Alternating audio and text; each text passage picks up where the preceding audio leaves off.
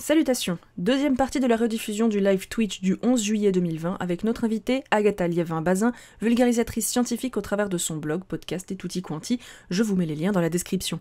Elle a fait une thèse d'éthologie et c'est pour cela qu'elle était la meilleure personne à inviter pour ce live qui revient sur les différents points que je n'ai pu qu'effleurer lors de l'épisode « L'humain est-il un animal comme les autres ?» Après avoir parlé de l'anthropomorphisme, il est temps de se pencher sur le sujet de l'empathie, gros morceau s'il en est. Bon visionnage. Ok, bon, du coup, on enchaîne sur l'empathie. Eh ben allez, bim bam boum. Alors, l'empathie, je te laisse définir. Alors l'empathie, vaste sujet, et c'est rien de le dire que c'est toujours très décrié. Tout le monde n'est pas d'accord. Moi j'ai un petit peu étudié pendant ma thèse, mais par exemple dans les membres de mon jury de thèse, il y a des gens qui n'y croyaient pas du tout.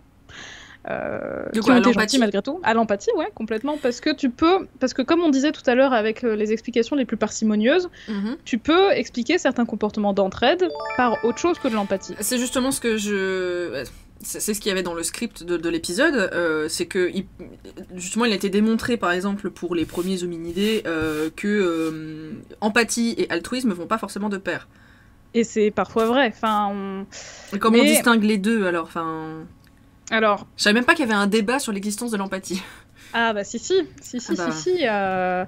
Pour tout te dire, c'est même encore très vif, parce que moi, le dernier colloque où je suis allée l'année de ma soutenance de thèse, c'était au Portugal en 2017, et l'un des invités, c'était France Deval, qui est un primatologue très célèbre, qui a bossé sur la morale et sur l'empathie chez les animaux. Et c'était très très drôle parce qu'il y avait une session qui était entièrement dédiée aux chercheurs qui étudient comment les animaux, par exemple, se projettent dans le temps. Comment est-ce qu'ils peuvent anticiper quelque chose qui n'a pas encore eu lieu? Comment est-ce qu'ils peuvent, à partir d'expériences passées, s'adapter pour ce qui va venir? Et c'était les pontes du domaine. C'était des chercheuses, notamment il y avait Nikki Clayton qui est une chercheuse sur la cognition des corvidés. Il y avait l'équipe suédoise qui a fait un papier dans Science qui a défrayé la chronique qui montrait que les grands corbeaux pouvaient anticiper l'avenir et pouvaient se garder un objet qui allait leur servir que 18 heures plus tard, enfin un truc de fifou. Ouais. Je me garde mon truc pour plus tard. Vas-y, continue. Mais c'était très drôle parce qu'à un moment donné, il y a France Deval qui a posé, parce qu'à la fin du colloque, on peut toujours poser des questions aux intervenants, et qui a dit « Mais est-ce que là... il n'y a pas le elephant in the room, l'éléphant que personne ne veut voir et qui a parlé de conscience chez les animaux, et tout le monde a un peu regardé ses pieds en disant bah ouais, mais sauf qu'on n'a pas de preuves tangibles. Et puis qu'est-ce que c'est la conscience? Bon là c'est une autre question, c'est pas l'empathie, mais il y a des choses dont certains, et je pense qu'il y a une grande partie des chercheurs qui en sont intimement convaincus, mais tant que tu n'as pas une preuve que tu peux disséquer à la lumière de la méthode scientifique avec de la rigueur, avec des observations claires, nettes et précises, mais c'est difficile de trancher. Et ça, le problème, c'est un problème de définition, quoi. C'est qu'est-ce qu'on cherche exactement et c'est un problème de définition. Oui et non, parce que en fait, il y a plusieurs définitions. Mais ça marche avec à peu près tous les thèmes que tu as abordés dans ta vidéo. C'est-à-dire que l'outil, la culture, le langage, il y a plein de définitions. La culture, j'ai pas pu en parler, mais on en parlera parce que justement, ça fait partie du truc. Ouais. Et c'est... Allez, après aussi, on est tous humains, il y a aussi des biais, donc il y a des définitions que des chercheurs ou des chercheuses ont créées à partir de ce qu'eux avaient pu observer. Moi je trouve ça très drôle, par exemple sur la définition de l'outil, il y a un chercheur qui l'a réactualisé et qui a rajouté un truc en disant l'outil c'est aussi quand on garde un objet pour une utilisation future. Genre, voilà. Parce que ce mec-là, quand tu fouilles, en fait c'est le monsieur qui a publié le papier sur les poulpes qui se mettent des coquilles de noix de coco. Et parce qu'il a vu que les pieuvres se gardaient leurs coquilles de noix de coco à l'avenir. C'est vrai que j'avais vu qu'en effet, j'avais vu que l'utilisation d'objets avait changé, les définitions avaient changé, qu'il y avait des petits débats autour de ça. Ah bah, je l'ai vu en écrivant mon script. ça se frite encore largement. Hein. Tu sais, puis il y a des clans, tu vois. Il y a le clan qui dit ouais, l'outil c'est ça, il y a le clan qui dit ça. Et, bon, et ça marche pour toutes ces grandes questions qui sont proches à l'humain, parce que c'est le propre de l'homme et que c'est ce qui agite l'humanité et qu'on veut savoir, mais en même temps, pourtant, ça fait peur de savoir. Je sais pas, le truc de le garder pour plus tard, moi ça m'arrive de m'aider d'un bâton qu'il y a dehors pour essayer de creuser un truc, puis le balancer, puis plus jamais le prendre. Ça veut dire quoi? Que ça, c'était pas un outil? C'est ça. Alors que... ouais. C'est pour ça, donc il y en a aussi qui essaient d'avoir des définitions très larges, mais il y en a du coup qui disent ah bah oui, mais c'est tellement large qu'on peut y mettre tout et n'importe quoi, donc personne n'est d'accord. Mais pour l'empathie, moi, celle que j'utilise le plus souvent, c'est justement celle de France Deval. Et lui, en fait, il a... Donc, il y a une définition générale, parce que là aussi, empathie, c'est aussi un mot très à la mode, qu'on utilise aussi des fois un peu à tort à travers. L'empathie, c'est la capacité à identifier les émotions des autres et potentiellement d'y répondre de manière adaptée. C'est-à-dire que si tu vois quelqu'un qui est étalé par terre en train de faire « Ah, je meurs de soif », tu vas pas te marrer. et puis tu es capable normalement de comprendre qu'il faut lui amener de l'eau et pas lui amener, je sais pas moi, un sac de sable. Tu vas comprendre ce qu'il faut faire spécifiquement pour l'aider.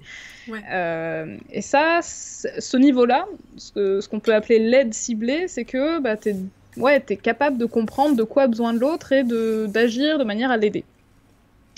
Mais Deval, l'altruisme, c'est quoi la différence avec l'altruisme ? Alors l'altruisme, c'est un cas un peu particulier qui est déconnecté de l'empathie. La définition de l'altruisme, c'est j'aide quelqu'un, mais ça me coûte. Donc typiquement, si tu donnes ton sandwich à ton voisin, c'est de l'altruisme parce que tu as perdu ton sandwich. Ouais. Et tu lui as donné. Mais c'est pas forcément connecté par l'empathie. On va pas se... Ouais. C'est parce que... Est-ce qu'il y a forcément compréhension de l'émotion ? C'est ça qui est compliqué aussi à comprendre et à tester. C'est ça, c'est la différence entre les deux, c'est qu'il y aurait une compréhension de l'émotion de l'autre. Ouais, mais... Comment tu peux capter, du coup, que sans empathie, sans comprendre ce qui se passe dans la tête de l'autre, comment tu peux comprendre qu'il faut que tu donnes ton sandwich pour qu'il survive ? Il y a plein de théories, et notamment une des théories les plus répandues, c'est tout ce qui est j'aide spécifiquement ceux qui sont par exemple de ma famille, parce qu'ils ont les mêmes gènes que moi. Et donc, si j'aide quelqu'un qui a les mêmes gènes que moi, je participe à la transmission de mes gènes à la génération d'après. Mais tout ça, ce sont des phénomènes qui ne sont pas volontaires, qui ne sont pas conscients. C'est assez difficile à expliquer parce que quand on représente ça comme ça, on s'imagine que l'animal est en train de faire des calculs, etc. Mais pas du tout. Alors, en fait. Dans 10 générations, il y aura encore ça dans le génome. Non. C'est ça. Et ça, c'est la théorie du gène égoïste de Dawkins. Mais... En fait, ce qui est intéressant avec l'empathie, c'est que, et c'est ce que définit Deval dans sa définition, c'est qu'il y a plusieurs niveaux plus ou moins compliqués. Et moi, je trouve qu'avec ça, ça permet de un petit peu nuancer. Lui, par exemple, il dit qu'il y a 3 niveaux. Le premier, le plus simple, c'est la contagion émotionnelle. La contagion émotionnelle, justement, ça demande pas de comprendre les émotions des autres. L'exemple le plus connu, le plus simple, c'est... Ah oui. De bailler. On va voir combien de gens baillent à l'évocation du fait de bailler. Et ça, en fait, ça veut dire... Je me retiens de ouf. Je ne baillerai pas. On peut faire le test. Et ça marche aussi avec les nouveau-nés à la maternité, des bébés qui ont 2 heures. S'ils se mettent à pleurer, souvent, les bébés autour se mettent à pleurer aussi. Et pourtant, ils n'ont jamais rencontré le bébé d'à côté, ils ne le connaissent pas, il n'y a pas de liens sociaux, et ils ne comprennent pas pourquoi l'autre pleure. Et ça, ouais, c'est une sorte de transmission un petit peu automatique de l'émotion. Mais ça... Est-ce que, je sais pas si tu pourrais me répondre là-dessus, parce que peut-être que c'est un peu trop loin, ou je sais pas, ça fait pas partie de ta spécialité. Est-ce que c'est les neurones miroirs qui font ça ? Est-ce que même apparemment, je crois qu'il y a un débat autour de l'existence ou non. Est-ce que c'est, je sais pas. Vas-y. Eh ben, c'est très compliqué. En effet, les neurones miroirs, donc ça a été découvert par une équipe italienne. Alors, je veux pas dire bêtise, je crois que c'était à début des années 90, milieu des années 90. C'est pas si vieux que ça. Et en effet, l'expérience est assez fifole. Enfin, historiquement, en fait, ils testaient totalement autre chose chez des singes qui étaient implantés. Donc, vous pouvez voir les zones qui s'activaient dans le cerveau. Et en fait, en plus, c'est une découverte, mais totalement au hasard. Comme l'histoire des sciences, on a plein qui sont assez fifoles. Juste, ça a marché dans le chat. Il y a des gens qui ont baillé. Ils disent, j'ai baillé. Ça marche quand même pas mal. On peut le faire dans le métro. Enfin, souvent, ça marche pas mal. Et du coup, ce chercheur-là, en fait, je crois que pour l'histoire, il était en train de prendre sa pause du midi et il mangeait et le singe était à côté. Et le fait de manger, en fait, a activé la zone du cerveau chez le singe qu'il a quand il mange lui-même. Comme s'il mangeait aussi. Ouais. Et c'est là que les mecs ont vu qu'en effet, il y avait une zone qui s'activait et qui faisait que celui qui te regarde faire une action a la zone du cerveau qui s'active dans la zone qui correspond à cette action. Ce qui est assez fifou. Ouais. Je sais qu'il y a eu pas... Mais là aussi, c'est des études récentes et qui coûtent cher parce que il faut implanter, il faut faire des IRM, il faut regarder les cerveaux, etc. Et chez l'humain, je sais qu'il y a eu des choses de fait. On peut aussi faire des IRM sans foutre des électrodes et essayer de... Enfin, les gens sont conscients, on leur pose des questions, on leur fait voir des trucs. Maintenant, avec la technologie, on peut faire quand même pas mal de choses assez chouettes et qui sont pas invasives, qui sont pas dangereuses. Mais les neurones miroirs, j'ai pas lu les dernières publis, je sais que j'en avais lu quelques-unes qui montraient qu'en effet il y avait cette zone, mais je crois que c'est plus compliqué que ça et qu'il y a sans doute d'autres zones du cerveau qui sont liées dans cette compréhension des émotions. Donc c'est une piste, mais c'est qu'une partie de la réponse. Parce que j'avais lu il y a longtemps, et c'était certainement pas une étude scientifique, en effet, par rapport au bâillement, le fait que tout ça, c'était peut-être, pourquoi pas, dans les neurones miroirs. D'accord, très bien. Donc là, c'est la contagion émotionnelle. Donc ça, c'est le premier niveau. Le premier niveau. Ensuite, le deuxième, c'est ce qu'il appelle l'implication compatissante. Alors là, c'est des traductions un peu approximatives, parce que bien sûr, tout ça sont des termes anglais et ça n'a pas été beaucoup traduit. Ce deuxième, c'est tu commences à comprendre un peu ce qui se passe, mais t'as pas forcément un comportement très très très utile. Et lui, l'exemple qu'il donne invariablement pour ce niveau-là, c'est ce qu'il appelle la consolation. Parce que justement, on parlait des anecdotes, c'est assez rigolo, parce que Frans de Waal, donc, qui est un chercheur néerlandais, bon, c'est un monsieur qui a 65 ans maintenant, mais il faisait ses premières études comme jeune étudiant chercheur dans un parc zoologique aux Pays-Bas, puisqu'il est néerlandais, et il travaillait sur l'agression, ce qui était très en vogue à l'époque, parce qu'il y a un livre de Konrad Lorenz, qui s'appelle « De l'agression », qui parlait justement de quel rôle a l'agressivité intra-espèce, pourquoi est-ce que les animaux se tapent dessus, quelle est leur fonction. Et donc, vu que ce livre a été un best-seller, bien sûr, il y a eu plein d'études sur l'agression, et lui, en fait, il a observé chez les chimpanzés que quand ils se tapaient dessus, et bah, invariablement, très souvent, il y avait ce qu'il observait des consolations. C'est-à-dire que celui qui avait perdu le combat et qui était en PLS parce qu'il s'était fait bolosser, souvent il criait, il était un peu recroquevillé, il était pas bien, et il y avait soit un autre singe, pas forcément, enfin même souvent pas celui qui lui avait tapé dessus avant, qui venait l'entourer et lui faire un câlin, en fait, qui venait l'entourer de ses bras. C'était vraiment un câlin ? Bah, clairement, c'est vraiment... Enfin, il l'entoure vraiment. Il y a plusieurs photos, hein, quand tu tapes réconciliation. Il a même fait un livre entièrement dédié à la question, qui s'appelle, je crois, De la réconciliation chez les primates. Et au début, pareil, on l'a un petit peu moqué, en disant, bah oui, en fait, t'as vu un câlin, super. Mais il a collecté ces anecdotes, et il en a eu 500, 600, 700. Et il a caractérisé comme ça. C'est hyper humain, enfin, je veux dire, entre guillemets, tu vois. Alors après, reste la question de...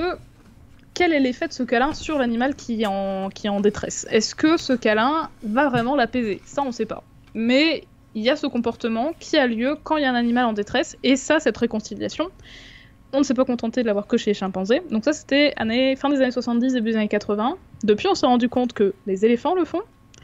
On s'est rendu compte que certains corvidés le font également. Des animaux sociaux, quoi. Exactement. Et d'ailleurs, si tu veux, j'en ai une en illustration. Dans Empathie Entraide, si tu veux, j'ai la vidéo qui s'appelle Plotnik Réconciliation éléphant. Ok, alors je vais lancer. Attends.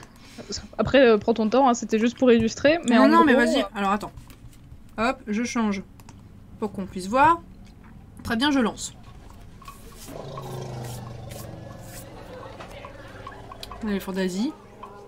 Ouais, ce sont des... Alors Plotnik, il a fait plein d'expériences sur les éléphants d'Asie, notamment en coopération, il a fait des trucs assez fifous. Et donc, il y a un animal qui est tout seul là-bas. Bon, alors là, on n'a pas le début de l'interaction, mais... Et hop, il accourt vers lui, et après, en fait, il reste collé à lui, il se touche la trompe, ils font... Et en fait, souvent, ça se manifeste comme ça. C'est-à-dire qu'il y a un animal qui va se diriger vers celui qui est à l'écart, qui est pas bien, et qui va rester tout près de lui, qui va le toucher. On pense... pour améliorer son bien-être, c'est-à-dire pour qu'il se sente mieux. Mais ça, c'est extrêmement difficile à quantifier, en fait. Comment est-ce qu'on mesure le fait que le câlin a un effet ou non ? Alors, on peut avoir des petites idées, hein. Par exemple, est-ce qu'on met une espèce de super gilet qui va mesurer les battements cardiaques ? Parce que normalement, quand on est stressé, le cœur bat plus vite, et... Est-ce qu'on essaye de faire une prise de sang pour avoir les hormones ? Parce que là aussi, quand on est stressé, il y a des hormones qui ressortent dans le sang, le cortisol, la corticostérone, etc. Il n'y a pas des études qui ont été faites sur l'humain, là, pour le coup, comme quoi le contact physique avec l'autre, c'était... Justement, il y avait des hormones, ou je sais pas, peut-être de la... normalement, oui. Un truc comme ça, qui est sécrété, du coup, c'est plus apaisant, ou... Non ? Eh bien, oui. Alors moi, j'ai surtout lu chez d'autres animaux que l'humain, mais il y a souvent en cause aussi une hormone qu'on met aussi un peu à toutes les sauces parce qu'elle est trendy, qui est l'ocytocine, qui est une hormone qui est impliquée dans le lien souvent mère-enfant, mais aussi dans les liens entre partenaires sexuels. Et sans doute, je pense, on peut l'étendre aux partenaires non sexuels, c'est-à-dire la famille, les amis proches. Et on s'est rendu compte que l'ocytocine jouait un rôle dans l'empathie. D'ailleurs, il y a une expérience assez folle que moi j'aime beaucoup.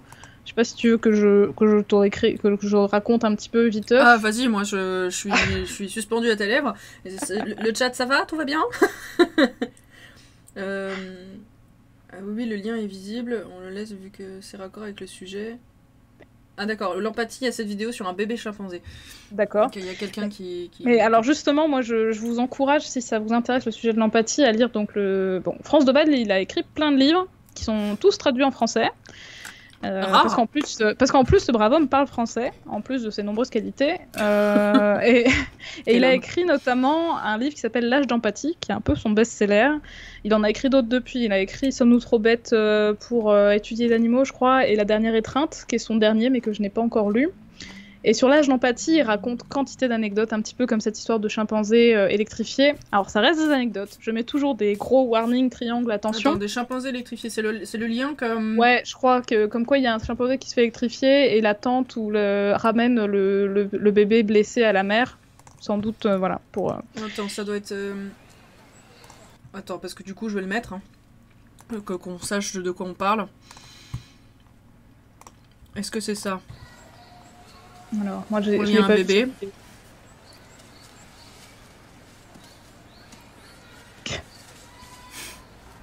L'élégance du bébé chimpanzé. La grâce. C'est ça, il est électrifié. Oh. Oula, pif. Allez, tout de suite, ouais. Tout de suite, ouais. Et ça, en plus, le fait de se... Moi, je l'ai plus vu, par exemple, chez les macaques de Barbarie, qui est une espèce de singe qui est plus loin de nous d'un point de vue de l'arbre. Mais tout de suite, quand il y a un truc, les animaux se regroupent tous très vite. Et les petits, souvent, sont vraiment au centre de l'attention dans ces groupes-là. C'est-à-dire que même les non-parents vont tout de suite voir mais c'est la génération passe, d'après. Ça peut s'expliquer par, je sais pas, une protection de la perpétuation de l'espèce ou je sais pas trop quoi, non? Peut-être... Bah, ça, c'est toujours dur à savoir. Mais on a vu des comportements aussi... pour justement éloigner cette idée que l'entraide... Oui, ça c'est aussi un autre sujet, il faut pas que je parte trop loin, mais des exemples en fait d'altruisme, d'entraide, on en a vu entre affiliés, et ça peut aller dans le sens de, bah oui, je soutiens l'histoire du gène égoïste, j'entraide ceux qui sont proches de moi, mais aussi avec des non-apparentés. Par exemple, il y a eu quelques très rares cas chez les chimps aussi, de bébés orphelins adoptés par des mâles, qui étaient pas du tout de leur famille. Et là aussi, on se dit, mais quel coup, quoi. Ce mâle, il est tranquille, bilou, il a pas de petit, et il va s'embêter à élever le petit d'un autre, et ça s'est déjà vu. Il y a aussi un exemple que moi j'aime beaucoup d'altruisme, qui est d'ailleurs un exemple historique d'altruisme, parce que ça date des années 80, de la chauve-souris vampire. Animal merveilleux que la chauve-souris vampire. Trop bien, meilleure tête du monde. En plus, c'est très très mignon, les chauves-souris vampires. C'est très mignon. Et les chauves-souris vampires, comme leur nom l'indique, se nourrissent de sang. Alors, elles vont pas égorger des enfants la nuit, hein, mais c'est juste qu'elles vont régulièrement faire des petites incisions sur les pattes des vaches, sur les pattes des poulets, et puis elles lèchent du sang. Et en fait, ce qui se passe, c'est que si elles ne mangent pas pendant, je crois, c'est 72 heures, en fait, elles meurent de faim. Et c'est vraiment vampire. Ouais. Okay. Si elles n'ont pas leur dose, c'est rédhibitoire. C'est chaud, ouais. Bah, ouais. Puis c'est pas simple, hein, quand t'es un bébé chauve-souris vampire, faut apprendre à mordre sans se faire choper par la grosse vache parce qu'elles sont toutes petites en plus, hein, elles sont vraiment pas grosses. Et en fait, on a vu que quand une chauve-souris pouvait pas manger, qu'elle était en difficulté, une autre chauve-souris venait et lui faisait du bouche à bouche et lui donnait du sang. Elle régurgite du sang. Et ça, c'est purement de l'altruisme. C'est-à-dire que celle qui donne se prive d'une portion de sang alors qu'au bout de 3 jours, elle meurt. Donc c'est un altruisme de fifou. Le coût est énorme. Mm-hmm. Et en fait, on s'est rendu compte que c'était pas forcément des chauves-souris qui avaient un lien familial qui allait s'entraider. Mais en fait, ce qui va motiver ces échanges, c'est plutôt la réciprocité. C'est-à-dire que si Martine en donne à Gilberte, il y a de fortes chances que Gilberte en redonne à Martine une autre fois. Ah, mais mais il n'y a pas de calcul véritablement. C'est juste... Ouais. Là aussi, comment savoir. Mais voilà, en tout cas, l'idée de j'aide que parce que je suis en famille avec, bah ça tient pas tout le temps, toujours. Et ouais, le cas des chauves-souris vampires... Ouais. Non, je mets juste parce que je mets juste la tête de qui on parle, parce que les chauves-souris vampires, elles sont quand même particulièrement vampires. Elles sont mignonnes. Elles sont ont des très bonnes petites dents. Je les trouve mignonnes un mais peu. Oui, elles sont mignonnes. Bon après là évidemment j'ai pris des photos, avec du sang partout. Non mais après c'est quand même une machine d'évolution quoi. C'est un truc. C'est hyper spécialisé, quoi. C'est ouf. Bon, c'était juste pour vous dire de qui on parlait. Voilà. Et pareil, alors bon, c'est en anglais malheureusement, je sais pas s'il y a des sous-titres français, mais il y a une ou deux super vidéos de Carter, le scientifique qui les étudie depuis 25 ans, et qui, pareil, en fait en plus un plaidoyer, parce que sur place, on les soupçonne, et pas que soupçonner, il y a eu des cas avérés où elles pouvaient filer des maladies. Parce que des fois ça arrive, mais c'est rare, elles peuvent se nourrir sur un humain, et puis les gardiens de bétail, ils aiment pas trop que leurs animaux se fassent blesser, et du coup elles sont considérées comme des pestes et elles sont régulièrement maravées. Et il a fait une très chouette vidéo, alors elle était en anglais mais je pourrais retrouver le lien, elle était très bien foutue et ça expliquait vraiment bien comment il faisait les échanges et tout, et il a construit une volière à chauves-souris, donc ces chauves-souris sont en partie en labo aussi pour justement, parce que ça tu vois c'est un exemple typique c'est super dur à faire en captivité. Parce que tes chauves-souris, il faut toutes les reconnaître. Il faut savoir qui est qui, leur mettre des petites bagues ou quelque chose, ce qui est impossible avec des chauves-souris ou presque. Capter le moment où il va y avoir le partage. Ce bouche à bouche. Et puis pour essayer de suivre un peu la famille, qui est le petit-fils. Parce que c'est intéressant de faire ce genre d'études sur le long terme, savoir en 10 ans comment vont évoluer leurs relations. Quoi. Mais voilà. Cette histoire de bouche à bouche, ça me fait penser, alors pour le coup, on n'est pas du tout dans les mêmes animaux, et puis voilà, on est carrément dans les insectes. Les fourmis font ça aussi, mais là, pour le coup... Là, pas sûr qu'on puisse parler. La trophalaxie. Ouais, ça s'appelle comme ça chez les fourmis, le fait qu'il y en a une qui régurgite, pour dire gentiment, la nourriture dans la bouche de l'autre. On appelle ça la trophalaxie chez les fourmis. Et c'est pas, il me semble, mais là aussi, les fourmis, je suis pas experte, mais il me semble que c'est pas juste un échange de nourriture, c'est qu'en plus, souvent, il y a des échanges d'infos avec les fameuses phéromones qu'elles utilisent à toutes les sauces pour communiquer. Donc, des fois, il peut faire trophalaxie aussi pour se filer une info. Ouais, genre, regarde la nourriture que j'ai trouvée, ça a l'air vachement bien. C'est vrai, c'est bon, on va peut-être suivre ce chemin-là, c'est vachement bien. Mais c'est intéressant que tu parles des fourmis, parce que figure-toi qu'il y a aussi une étude qui avait été menée par une de mes profs quand j'étais en master, sur l'entraide. En fait, elle, ce qu'elle s'amusait à faire, c'est qu'elle a attaché des fourmis, très délicatement, sans les blesser, avec un déjà, petit ça, fil. Pour ça, déjà une médaille. Parce qu'elle leur arrachait pas de pattes et elles étaient entières. Elle attachait les fourmis et elle regardait ce qui se passait. Et elle a observé un comportement d'entraide. C'est-à-dire qu'il y avait d'autres fourmis de la fourmilière qui venaient libérer la fourmi attachée. Et ça pose la question du coup, est-ce que c'est un comportement qui est programmé, c'est-à-dire que automatiquement il faut que les fourmis viennent en secours aux autres, est-ce qu'elles vont venir en secours de tous les types de fourmis? Est-ce que des ouvrières vont s'aider? Est-ce que si tu mets une nourrice à la place d'une ouvrière ça marche? Est-ce que si tu mets la reine, qui va venir? Et surtout, en fait, les insectes, c'est aussi un vaste champ d'études, mais au niveau de leur système nerveux, de leur cerveau, ça n'a rien à voir avec le nôtre. C'est ça. Du coup... Dans l'épisode, j'ai dit un truc qui était très très raccourci, en effet, c'est que là, pour le coup, l'empathie, pour les insectes, ils ont un cerveau qui est quand même très... basique et qui du coup permettait pas forcément ça. Mais par contre, la preuve qu'il y a quand même des comportements d'entraide, mais pas forcément d'empathie. Qui sont pas forcément d'empathie. Là, je pense peut-être limite c'est le meilleur exemple pour montrer que les deux sont pas forcément attachés. Exactement, et c'est aussi ce qui fait tant débat dans la communauté, parce qu'il y en a beaucoup qui se disent oui, mais il y a des comportements, ça se trouve c'est purement automatique, ou il n'y a pas besoin de cette compréhension des émotions, il n'y a pas besoin de cette empathie un peu mystérieuse pour venir en aide aux autres. Oui. Et l'argument de Deval, que je trouve assez intéressant, c'est que dans son livre, donc, dont je vous mettrai le titre, et qui dit donc l'âge d'empathie, il donne plein d'exemples, mais des exemples ultra hardcore d'anecdotes.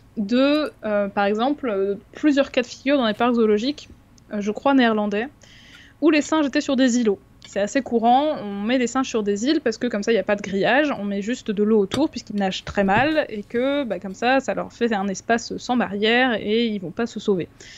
Mais il y a eu des cas de figure de jeunes notamment qui tombent dans l'eau et qui donc nagent comme un fer à repasser, et d'adultes qui vont se jeter dans l'eau pour les sauver. Sauf qu'il y a eu des cas de figure tellement hardcore que l'adulte est mort en voulant sauver l'autre.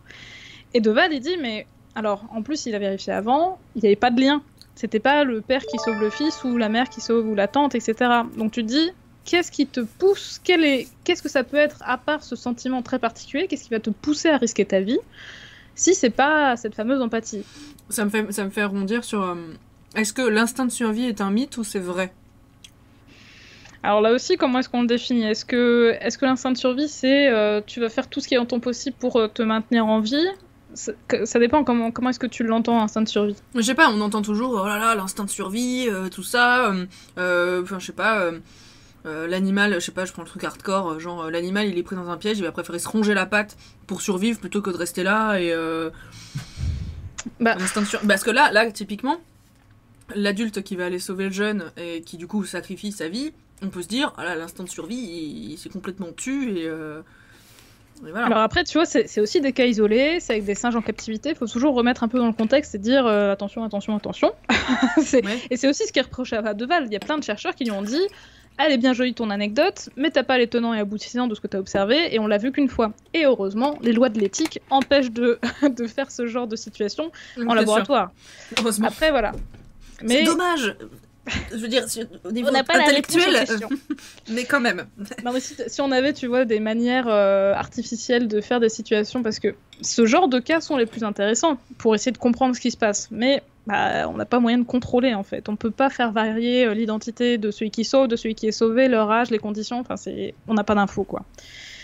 Pour revenir sur l'instinct de survie, je dirais que c'est compliqué, parce que un autre truc qu'on n'a pas évoqué et qui joue un rôle très important dans le comportement animal et qui a aussi mis beaucoup de temps à être accepté, c'est les personnalités. C'est-à-dire que avant, on pensait que toutes les vaches du monde avaient le même caractère, que si elles étaient flippées, agressives, joueuses, c'était le cas de toutes. Et en fait, non.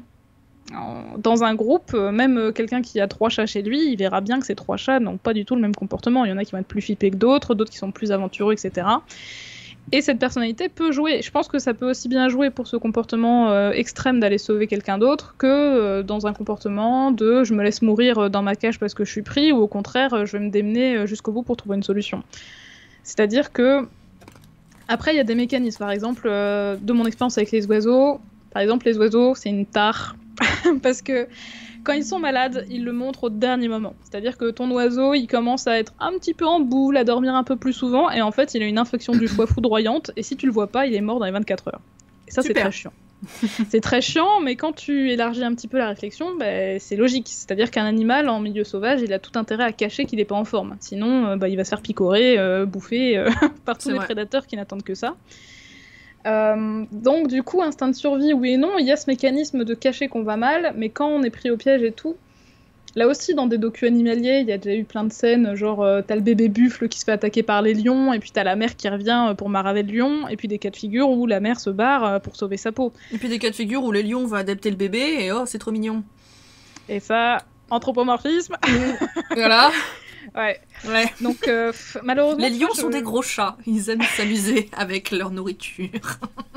Mais tu sais que cette question-là des adoptions un peu étranges, c'est aussi un casse-tête parce qu'on n'a pas de réponse claire, nette et précise sur ce qui s'est passé. Puisque ce sont des cas ultra minoritaires, en tout cas de ce qu'on a pu observer, on sait pas ce qui se passe. Là, il y a eu un exemple très connu, pareil, ça commence à dater, d'une lionne qui avait adopté un bébé oryx, un bébé gazelle, et on ne sait pas ce qui s'est passé, parce que là aussi c'est une anecdote.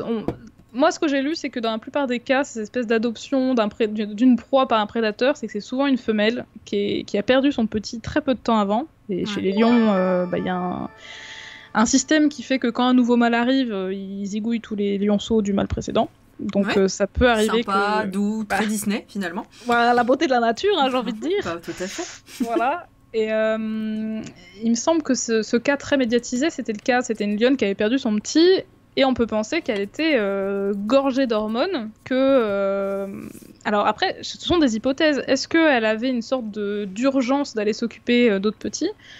Il y a plein de cas de figure comme ça, des chattes qui adoptent des canetons, des trucs, des machins, ou qui vont adopter des chiots, parce que voilà, elles ont elles-mêmes leur chaton, elles ont du lait, et puis un de plus ou de moins, voilà. Ouais. Mais en fait, on sait pas. On sait pas. Ça me fait rebondir sur la question de Baptose. Alors, désolé, j'ai du mal à suivre le chat et je sais que les questions qu'on me fait remonter dans la modération, je mets longtemps à les voir. Mais justement, ça me fait rebondir sur cette question-là. À mon avis, où il n'y a pas de réponse, parce que déjà qu'on n'arrive pas à démêler le fond de la question. Voilà, mais il dit j'ai une question un peu bête. Est-ce que les animaux non humains peuvent aussi faire une projection d'émotion envers différentes espèces ? Donc faire de l'anthropomorphisme, mais on enlève l'anthropo. C'est une très bonne question et c'est pas bête du tout. Ouais. Et pour toujours reciter De Waal, il y a un exemple que moi je trouve assez frappant qu'il met dans son livre. C'est aussi une anecdote, c'est aussi en parc zoologique et c'est aussi avec des chimpanzés parce qu'il a surtout travaillé avec eux. Il avait observé le cas de figure d'un oiseau, je crois qu'il s'était pris une vitre et qui tombe un peu dans les choux dans l'enclos du chimpanzé. Et en fait, le chimpanzé, ce qu'il a fait, c'est qu'il a ramassé l'oisillon et qu'il a fait le geste de le... Allez, envole-toi. Ouais. Sauf que un chimpanzé n'a pas d'ailes. Donc, ça veut dire que s'il fait ce geste-là, c'est que potentiellement, il a compris que l'oiseau a besoin d'une impulsion pour voler, pour repartir dans les airs. Et lui, De Waal, il dit, bah oui, c'est une anecdote, ça arrivé qu'une fois, mais c'est quand même assez perturbant. C'est-à-dire qu'il a bien compris quel était le besoin de l'oiseau, alors que c'est pas un oiseau lui-même.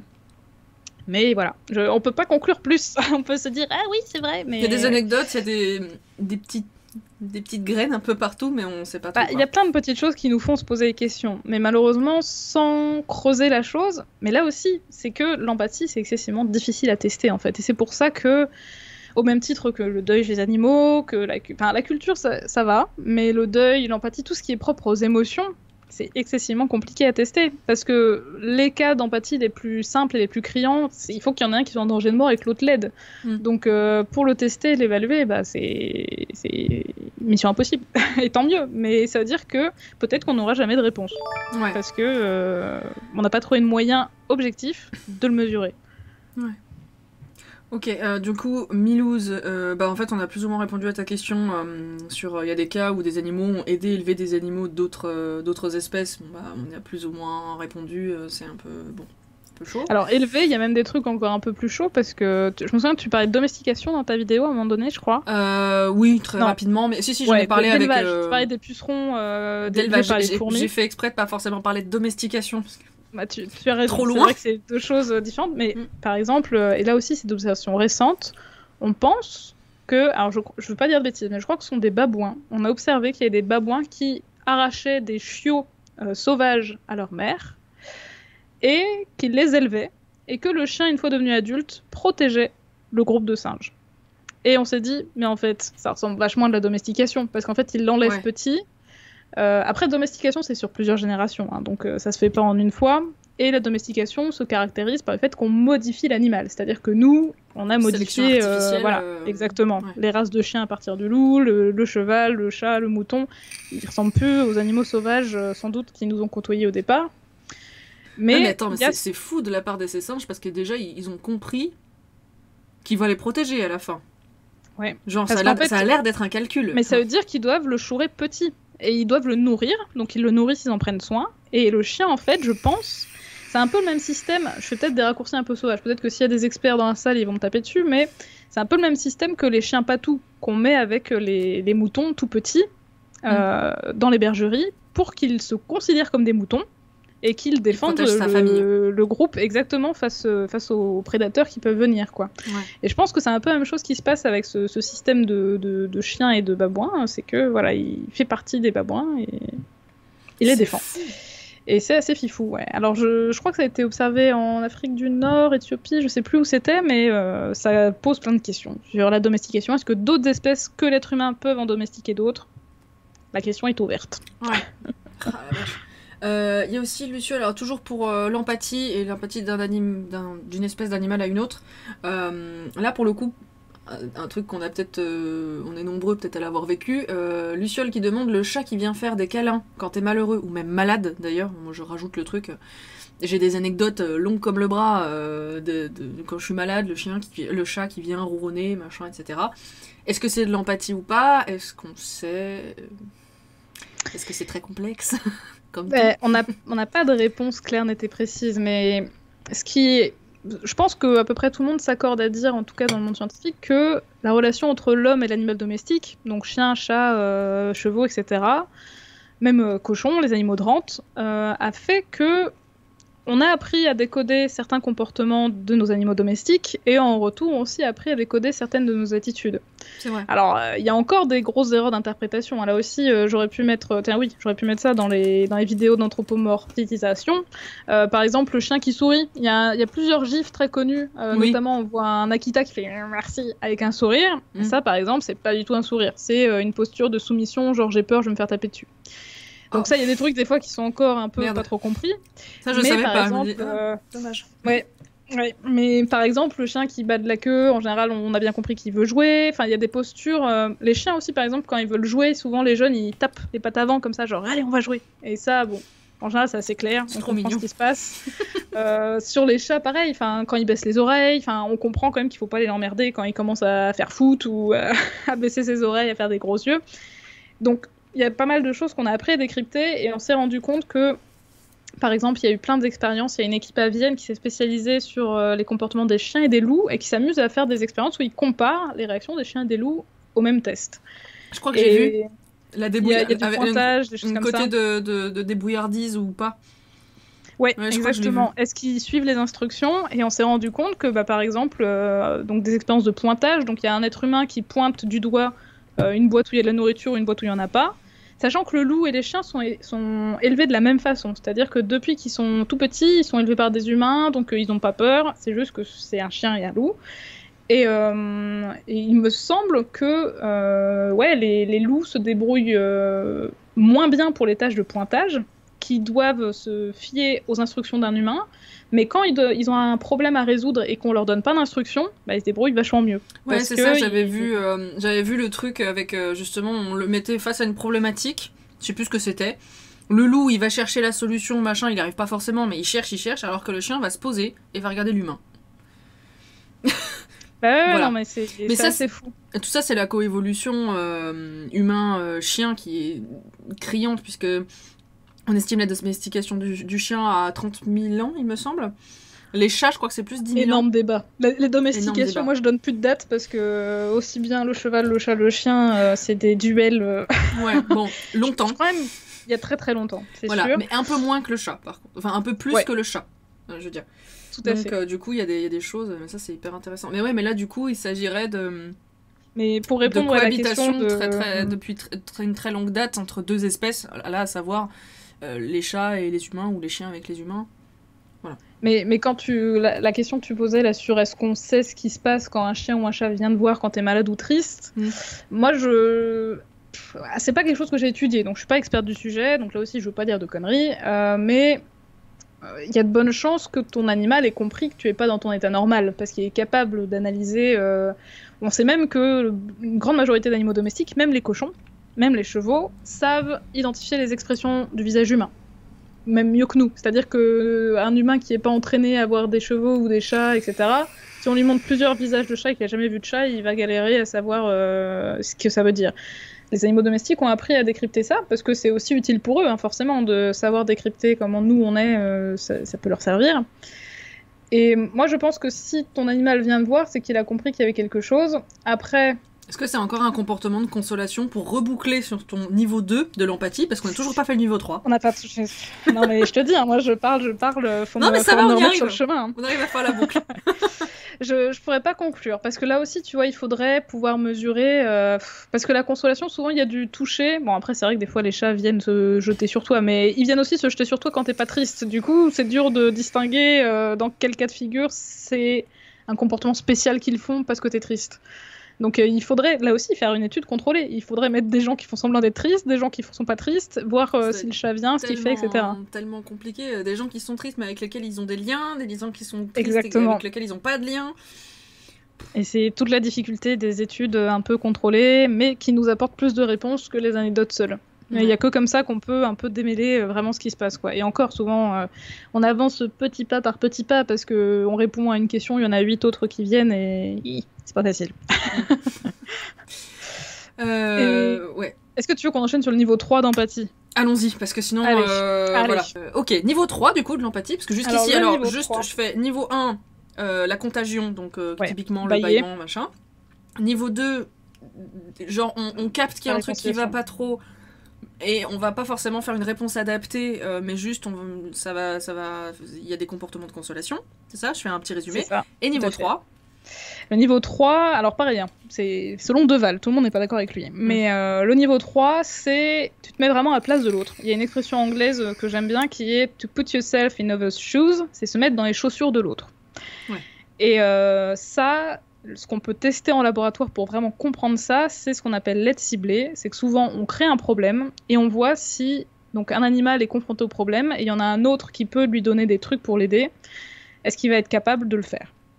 Alors ça, si tu veux, j'ai aussi des petites vidéos. Typiquement, c'est un truc que d'ailleurs, tu m'avais plus ou moins corrigé dans mon script, mais j'ai pas fait les distinctions ni quoi que ce soit, parce que j'ai fait un truc, voilà. Genre, c'est les poules, je crois que dans mon script, je parlais des poules et des singes. Et tu m'avais dit, attention, c'est pas la même chose entre les poules et les singes. Il y en a un qui a pas forcément la compréhension du truc. C'est ça. Et voilà. L'expérience des poules, ça serait plutôt le premier niveau. Je peux résumer très vite. En fait, l'expérience des poules, c'est qu'on met une poule avec ses poussins et on les sépare ou on les sépare pas et en fait on les stresse. Alors je mets des guillemets parce qu'on les a pas torturés. Ce qu'on a fait, c'est les chercheurs, c'est une équipe anglaise de Bristol qui a fait ça. En fait, ils ont balancé de l'air comme un petit d'air sur les poules, donc elles se font un petit peu souffler dessus. Et en fait, il y a eu plusieurs cas de figure. Donc soit tu mets le soufflet que sur la poule, soit tu mets le soufflet que sur les poussins, et soit tu mets que le bruit du soufflet, mais pas de soufflet, pour essayer de voir si un peu de Pavlov. C'est ça. Est-ce qu'elles réagissent que au bruit ou c'est vraiment la soufflerie qui a un effet? Et tu regardes la réaction de la poule à chaque fois. Et en fait, ce qui s'est avéré, c'est que la poule, elle flippe dans un seul cas de figure. Et ce qu'on a mesuré, c'est les battements cardiaques. Donc, est-ce que son cœur bat plus vite et les cris. Et on s'est rendu compte que la situation où elle flippe, c'est quand on embête ses poussins. Et en fait, ses poussins flippent. Et ça la fait flipper de voir ses poussins flipper. Il y a cette idée de transmission de l'émotion. Alors, est-ce qu'elle comprend pourquoi ses poussins flippent, etc. On ne sait pas, mais en gros, les deux ont le même ressenti à un moment donné, en fait. La même émotion. Ils sont en flip tous les deux parce que t'en vois un... C'est ça, en fait. T'as les poussins qui ont le vent, et la poule n'a pas le vent sur elle-même, mais elle voit ses poussins flipper. Voilà. Et donc, ça, c'est le premier niveau. Et donc, le dernier, sont avec les singes, c'est... Après, bon, on peut pas tester un chimpanzé et une poule de la même façon. Peut-être que si on... Parce que les poules, on s'en moque souvent. Moi, j'aime beaucoup parler des poules parce qu'elles peuvent faire des trucs de fifou, les poules. Hein. Je sais pas si on parlera. C'est hyper stylé, les poules. Y a de l'apprentissage. La mère apprend aux petits quoi manger. Elle leur apprend à distinguer les trucs qui sont pas bons pour eux. Il y a même des... On parle souvent des singes. Peut-être qu'on en parlera dans un autre live parce que ça va durer longtemps sinon. Mais par exemple, sur tout ce qui est langage, on sait qu'il y a des singes qui ont des cris spécifiques. T'en parles dans la vidéo d'ailleurs, selon le type de prédateur. J'ai regardé, alors pour info, pour ceux qui veulent un peu approfondir le langage, regardez dans les sources de l'épisode, il y a une conférence hyper intéressante d'où je sors justement mes exemples et tout. Regardez la conférence si le sujet du langage vous intéresse, hyper intéressant. Voilà, regardez dans les sources. De toute façon, de manière générale, regardez les sources. Voilà.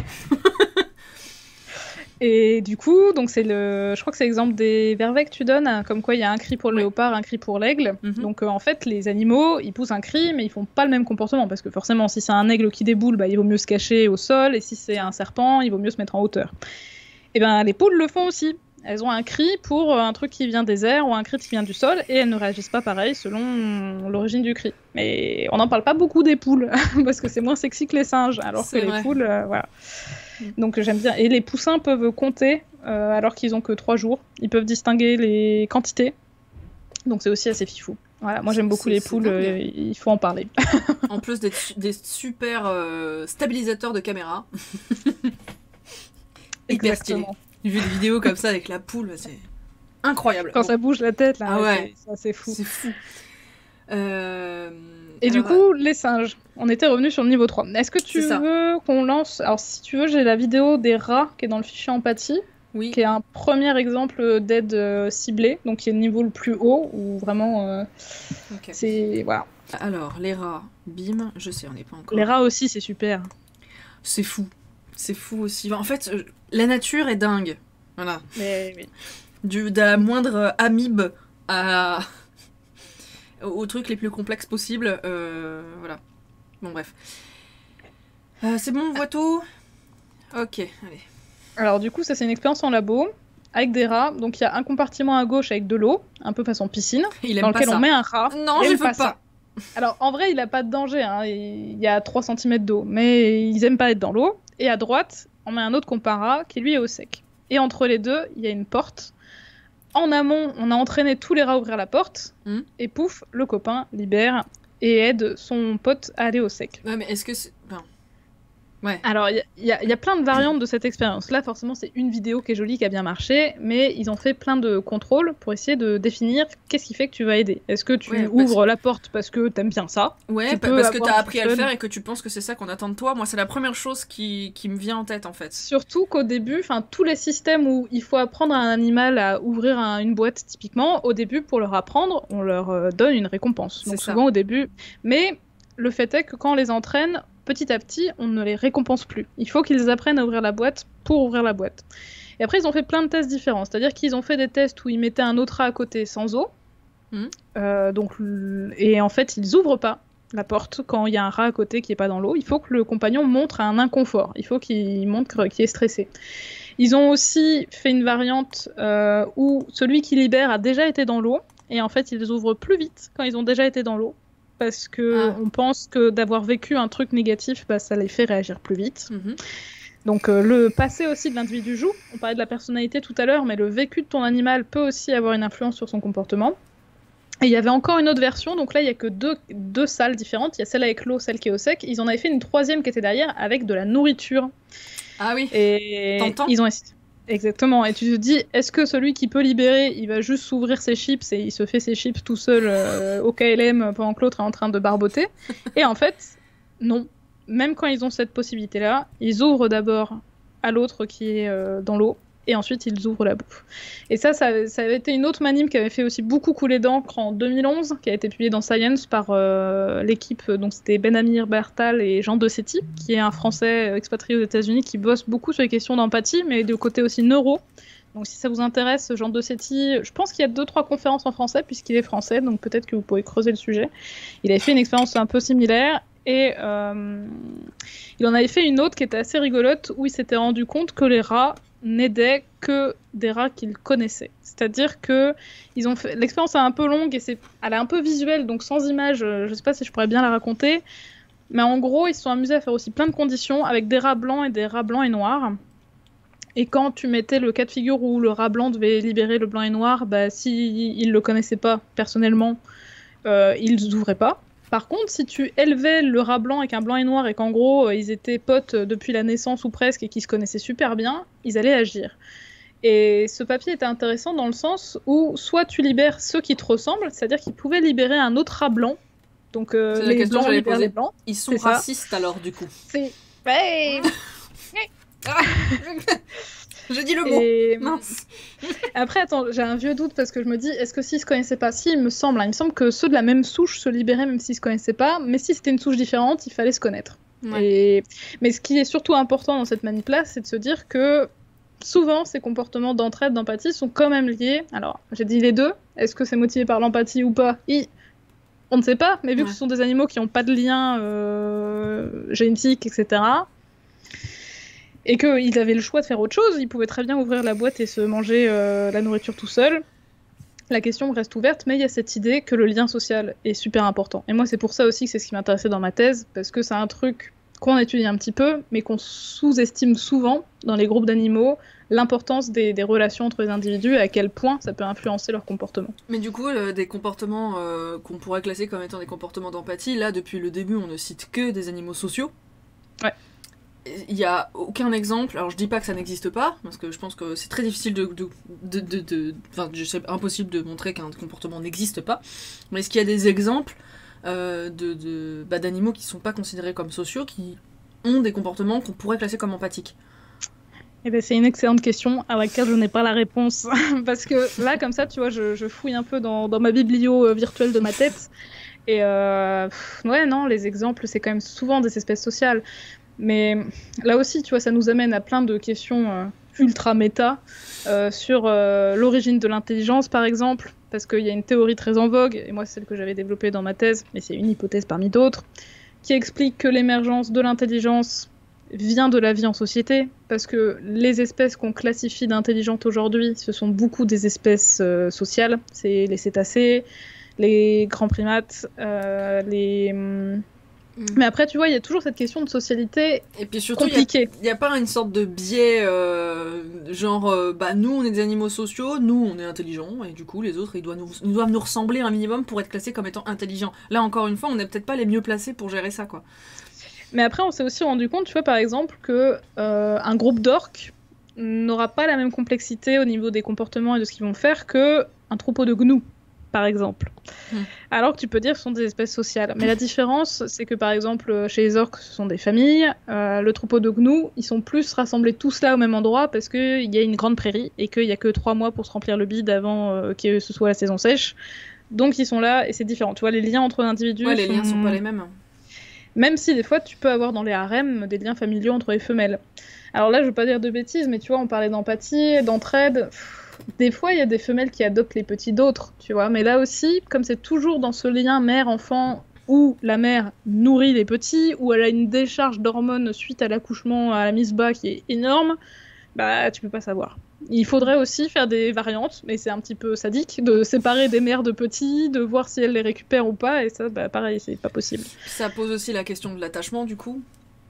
Mais peut-être qu'on abordera peut-être un peu plus tard pour parler d'un autre point. Justement, plus tard, moi je l'ai évoqué, l'attachement, machin, avec le deuil, donc peut-être qu'on en parlera, parce que t'avais dit que ça avait soulevé pas mal de questions de ton côté. Le deuil, c'est clairement une des questions les plus épineuses. Moi, c'est celle qui m'a en tout cas fait me poser plein de questions quand j'ai relu ton script, parce que c'est quelque chose que je connais mal, mais qui est très intéressant et sur lequel justement il y a plein de choses à dire, mais où il y a aussi beaucoup d'anecdotes, donc c'est aussi difficile de faire la part entre le vrai, le fantasmé, le faux, c'est compliqué quoi. On continue sur l'empathie. Ouais, alors juste, en fait, là, tu me parlais d'ocytocine, et en fait, j'ai parlé tout à l'heure d'une expérience dont j'ai pas parlé. J'ai dit, cette expérience, ça serait bien, peut-être qu'il faut que j'en parle, et on est parti sur autre chose. Ah oui, par rapport au câlin qui pourrait faire... ouais, c'est ça tout à fait, tout à fait, mais c'est toujours avec l'empathie. Il y a une expérience qui date de 2016, donc ça paraît, c'est pas très vieux, que moi, je trouve assez fascinante, qui est avec des campagnols de prairie, parce que...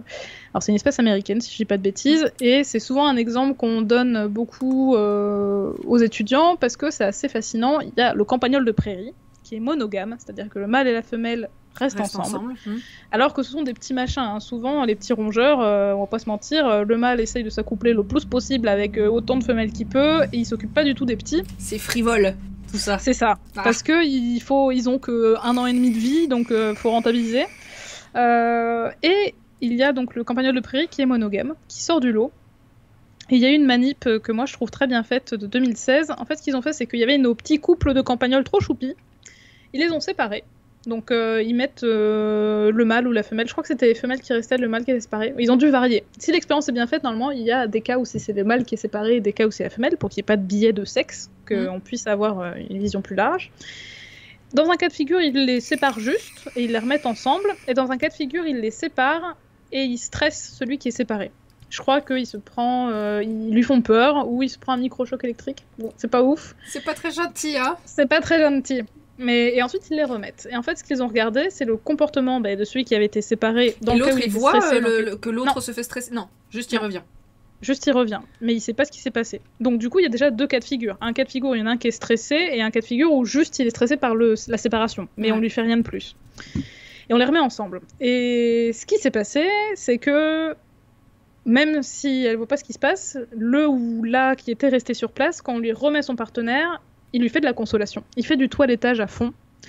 Donc c'est le toilettage, on le voit chez les primates, chez les oiseaux, c'est souvent un comportement qui resserre les liens sociaux. Et c'est souvent les partenaires, les frères et sœurs, les copains qui font ça.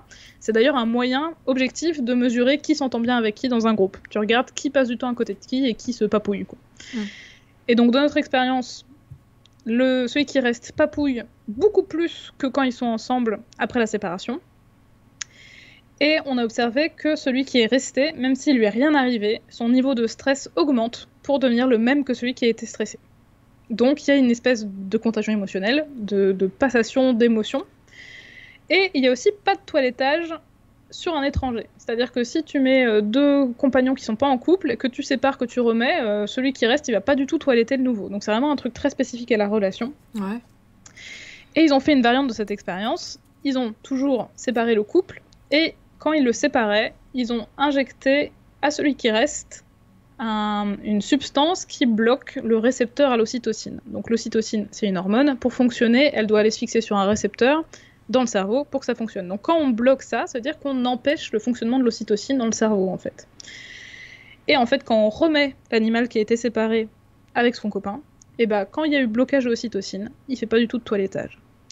Donc ça voudrait dire que l'ocytocine déclenche le comportement de consolation. Quand tu le bloques d'un point de vue mécanique, quand cette hormone ne peut pas fonctionner, il n'y a pas de toilettage, il n'y a pas de consolation. Et ça, c'est assez intéressant parce qu'on parlait des neurones miroirs, on essaye toujours de comprendre l'origine de l'empathie, mais en tout cas chez ces petits rongeurs, l'ocytocine a l'air de jouer un rôle assez important, quoi, puisque ça bloque carrément le comportement, alors qu'il avait lieu tout à fait, et de manière intense. Je veux dire, la différence de toilettage entre un animal stressé, séparé, et quand ils sont ensemble en mode random dans la vie de tous les jours, c'était vraiment pas du tout la même chose. Donc, ouais, c'était une piste pour essayer de comprendre. Mais là, par exemple, la conclusion de cette étude-là, c'est de se dire qu'il n'y a pas besoin d'avoir un très gros cerveau et d'être une société ultra poussée pour qu'il y ait des comportements de consolation. Donc ça va aussi un peu dans le sens de est-ce qu'il y a de l'empathie ou est-ce que finalement c'est juste un truc un peu physiologique, automatique. Mécanique. Quoi. Mais en même temps, qu'est-ce qui prouve que de notre côté c'est pas mécanique aussi? Enfin, je veux dire. C'est toujours la grande question. Un peu d'humilité, quoi. C'est ça. Non, mais c'est vrai que c'est la grande question. Et. Mais c'est un exemple que je donne souvent aussi avec des comportements qu'on peut pas expliquer. Bon, le deuil, on y reviendra, mais c'est vrai que d'un humain à l'autre, les comportements vont être radicalement différents. C'est pas pour autant qu'il y en a pas, mais chacun vit le truc de manière différente. Ouais. Et chez les animaux, il y a aussi des individualités, c'est-à-dire qu'il y a aussi des personnalités, et tu peux te dire que deux animaux vont pas réagir du tout de la même façon. Donc pour avoir une réponse générale, c'est pas facile. Ouais. Il y a Okuto no Sushi qui dit du coup chez l'humain un blocage hormonal ne bloquerait-il pas aussi l'empathie? Je suis pas sûre qu'on ait déjà fait ce genre de... Si, on a déjà fait ce genre d'études? Pas à ma connaissance. Au niveau possible, éthique, à mon avis, ça doit être chelou. Après, il faut trouver viens, on va bloquer tes récepteurs. Ouais, bof. Après, je pense que la substance, à un moment donné, disparaît, donc ça revient. Oui. Mais chez l'humain, bon, ouais. Ça... Après, je suis d'accord, c'est pas très gentil de le faire aux campagnols qui n'ont pas demandé, qui n'ont pas signé qu'ils étaient d'accord et qu'on s'offusque à des humains qui pourraient dire s'ils sont d'accord ou non. Ouais. Mais la législation est ainsi faite, donc... Est-ce que tu veux juste finir avec une dernière vidéo d'empathie d'entraide? Elle est rigolote. Ouais. Celle si en plus elle est rigolote. Alors c'est parti. Donc là on a un chimpanzé, on a deux chimpanzés, non? Non, c'est un humain peut-être derrière. Mais peut-être juste en pause, comme ça j'essaie d'expliquer en même temps. Vas-y. Ouais, il y a un humain, donc ça c'est une équipe japonaise, donc le principal chercheur c'était Yamamoto. Cette étude elle date de 2009 je crois. Et en fait le principe... Donc il y a un chimpanzé dans un compartiment, et de l'autre côté il y en a un autre, mais ils peuvent communiquer par une trappe. Vous allez le voir, il y a une petite trappe d'ouverte. Alors je lance la vidéo. Alors attends, juste un autre petit truc qu'il faut savoir. Le chimp qu'on voit au premier plan, le chercheur va lui donner une boîte avec plusieurs outils. Il y a une canne, il y a une paille, il y a d'autres trucs. Et de l'autre côté, l'autre chimp, il a un problème à résoudre, si je me souviens bien, une espèce de boîte avec du jus d'orange dedans. Donc il a besoin de la paille. Mais sauf que l'autre ne sait pas, il voit pas quel problème a l'autre. Et les chercheurs voulaient voir si, en gros, le chimpanzé qu'on ne voit pas était capable de demander à son pote « j'ai besoin d'une paille » et pas d'une canne ou d'autre chose. Donc tu peux lancer, mais... C'est pas pour... Il se voit quand même? Alors... Ils peuvent communiquer que par la trappe, mais normalement, si je me souviens bien, c'est opaque. Je crois oui, il y a un endroit là au-dessus. Donc là, on voit, il a balancé la boîte. Donc là, il est en train de goûter la canne. C'est ça, tout à fait. Ouais. Sympa. C'est du bon bois. Cool. Très bien. D'accord, donc en fait, il y a un trou là, il y a une trappe. Ah oui. Ouais. Ah, il y a l'autre qui arrive. Il y a l'autre. Dit, et qui vient bouger la papate, genre, file-moi un truc. Todd. Voilà. Et ça, du coup, c'est de l'aide ciblée, parce que l'idée, c'est de voir est-ce qu'il y en a un qui est capable de demander ce qu'il veut, et est-ce que l'autre est capable d'adapter en fonction. Hop, ça, c'est de la merde. D'autres trucs. Puis c'est drôle, parce que je vois, il bouge la papate, genre, allez, file, quoi. Allez, viens, c'est totalement un truc qu'on pourrait faire aussi, genre, allez. Non, mais pas ça. Non, mais... voilà. On est à fond sur l'anthropomorphisme, mais c'est drôle, quoi. On voit les mouvements... En même temps, ils sont tellement... Enfin, là, pour le coup, il y a vraiment des trucs... Tu te dis, c'est des cousins, quoi. Il y a certains mouvements qui sont très proches. Et au final, cette manip-là, il me semble qu'il y a quand même pas mal d'erreurs dans le choix d'outils, mais c'était rigolo, parce que ce que les chercheurs ont conclu, c'est que il y avait vraiment un échange, et le singe numéro 1 donnait l'objet au singe numéro 2, quand il y avait une sollicitation. C'est-à-dire que si l'autre reste dans son coin et qu'il ne demande rien, l'autre va pas du tout y filer les objets. Mais quand il lui dit hey, en bougeant un papate là, etc., il se passe un truc, quoi. Et la deuxième est du même tonneau, c'est une autre vidéo avec 2 autres singes. Vas-y, pour le plaisir. Allez, pour le plaisir. Pour le secouage de papate. Et là, cette fois, il se voit, donc c'est pas opaque. Ah oui. Ouais. Allez. Ah, mais direct, il a compris que l'autre avait des outils. Ouais, parce qu'il le voit en plus. Allez. Et là, il claque des mains. C'est pour attirer l'attention. Ah, je pense, oui, clairement, puisqu'il peut pas le toucher, etc. C'est d'une impolitesse. Allez. C'est fou quand même. Et l'autre, il s'en balèque. Genre, mais je m'amuse avec mes objets. Ah bon, allez, d'accord, je te le concède. Mais après, c'est comme si... Après, on dirait que l'autre, il est curieux, genre, qu'est-ce que tu vas en faire ? Ouais, il va voir. Après, je me souviens plus des détails, parce que c'est assez possible aussi qu'ils aient inversé les conditions, je pense. Est-ce qu'ils ont déjà testé les animaux naïfs qui, du coup, savent pas à quoi ça sert ? Et est-ce que, genre, ils vont plus vite quand ils ont compris qu'il y avait besoin de la paille, etc. C'est comme on disait tout à l'heure, le vécu de l'animal peut jouer aussi vachement, quoi. Ouais. Mais et voilà. du coup, il y a Milos qui dit, mais du coup, est-ce que l'autre lui donne un truc comme ça, juste pour qu'il arrête de l'emmerder ? Alors ça, c'est une bonne question. Ouais. Et puis surtout, après, ce qui est intéressant, c'est de voir comment ça se passe après le test. Parce qu'il y a eu des cas de figure, c'était pas sur cette expérience-là, où il y avait des expériences où les singes devaient coopérer, genre tirer ensemble une ficelle pour avoir une récompense et tout. Et s'il y en avait un qui était un peu mauvais, bah des fois ça arrivait qu'il se faisait bien bolosser après la manip, quoi. Genre, c'est bon, t'as fait n'importe quoi. Et puis moi, je me dis peut-être que là, je me dis, en fait, il faudrait la suite, quoi. Est-ce que l'autre, il est juste curieux, et puis genre, bon, maintenant que je t'ai aidé, peut-être qu'il s'attend à avoir quelque chose en retour ? Est-ce qu'il y a une conséquence ? Est-ce qu'il y aura quelque chose en retour ? Est-ce que s'il s'attend et qu'il ait rien en retour, est-ce qu'il va y avoir quelque chose derrière ? Des représailles, un truc comme ça. Moi, j'ai envie de savoir la suite. Alors, il faudrait que Quel je relise le suspense. papier. Je pourrais, parce que je t'avoue, j'ai pas lu tout le détail d'un manip, le nombre d'animaux qui sont testés. Il me semble me souvenir qu'il y avait un lien entre le singe 1 et le singe 2. Que c'était des animaux qui s'aimaient bien, justement. Mais oui, là, c'est peut-être pour ça qu'il le donne si facilement. Est-ce qu'il donnerait l'objet à un singe qu'il connaîtrait pas ?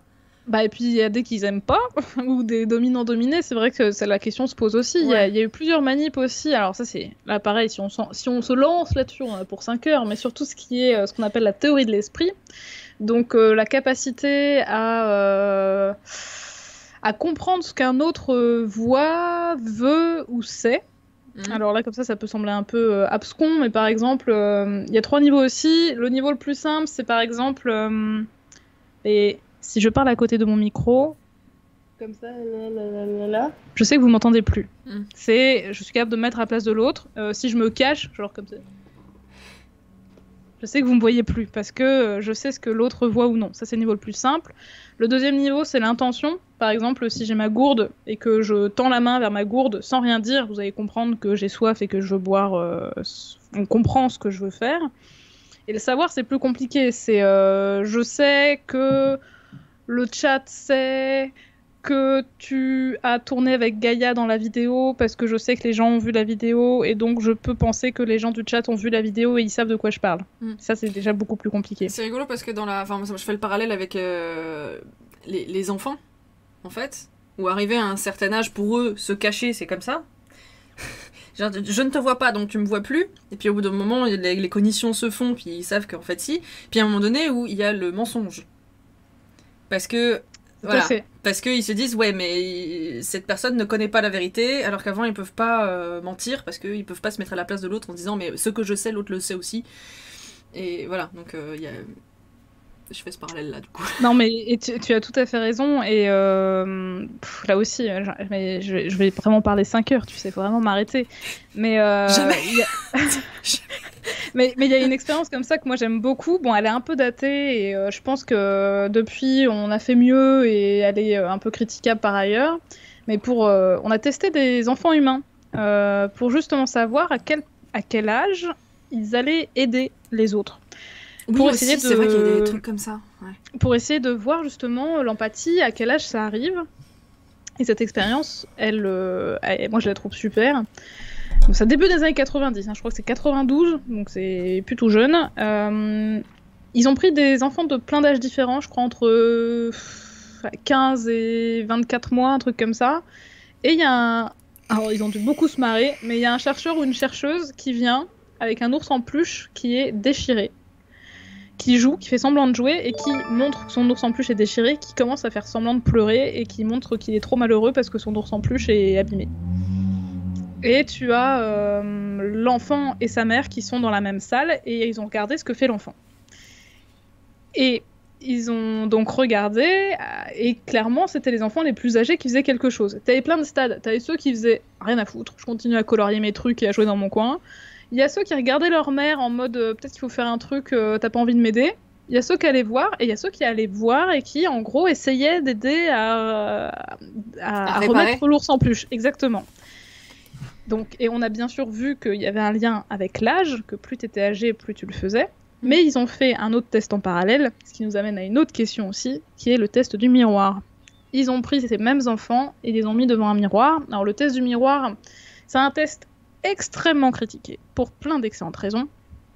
Mais le test du miroir, c'est qu'on met un enfant devant, enfin, dans le cas présent, un enfant devant un miroir, et sans qu'il s'en rende compte, on lui touche le front, le menton, un endroit du visage qu'il ne peut pas voir tout seul, avec une tache, et on le met devant le miroir et on regarde ce qu'il fait. S'il gratte sur le miroir, c'est qu'il n'a pas compris que c'était sur lui. S'il se gratte sur lui, on peut estimer qu'il a compris que l'image était... Enfin, le miroir renvoyait son image. Et ce qui est très intéressant, c'est que les mêmes enfants, ils se sont rendus compte que ceux qui ne se reconnaissaient pas dans le miroir, parce qu'avant 18 mois, un enfant humain ne se reconnaît pas dans le miroir. Ils se sont rendus compte que ceux qui ne se reconnaissaient pas étaient ceux qui n'allaient pas aider. Et que ceux qui se reconnaissaient étaient ceux qui allaient aider. Et c'est ultra intéressant parce que ça montre qu'il y a un moment donné, chez l'enfant humain, mais sans doute peut-être ailleurs, qu'il y a un moment de balance où tu es capable de distinguer toi des autres, et il y a toute cette mécanique de est-ce que j'aide, pourquoi, etc., dans quelles conditions. Et c'est aussi assez intéressant de se dire, aussi, tu vois, si on reparle encore d'altruisme, de coups, etc., pourquoi est-ce que cet enfant qui ne connaît pas ce personnage qui fait semblant de pleurer avec son ours en peluche va aller l'aider alors qu'il est tranquillou en train de faire des Playmobil avec sa mère Tu sais pas quoi. Surtout que pour certains enfants, c'est plutôt effrayant d'aller voir quelqu'un que t'as jamais vu de ta vie. En plus, c'était un adulte, même s'il faisait comme si c'était un enfant, tu vois. Et ouais, moi je trouve ça assez fifou et c'est merveilleux et il faudrait continuer à creuser dans cette direction. C'est clair. En plus, est-ce qu'on tiendrait pas finalement notre articulation pour aller sur le miroir, parce qu'il me semble que tu m'as l'expérience du miroir, on peut tout à fait en parler. Fin de la partie sur l'empathie. Oui, je sais, c'est un petit peu brutal, désolé. La vidéo de la semaine prochaine sera donc la rediffusion de la partie dédiée au test du miroir. En attendant... Abonnez-vous, laissez un pouce vers le haut, mettez la cloche de notification, suivez-moi sur les réseaux sociaux et sur Twitch, rejoignez le Discord si vous le souhaitez, lien dans la description. Merci d'avoir regardé cette vidéo jusqu'au bout, j'espère que ça vous a plu et à très bientôt pour de nouvelles histoires.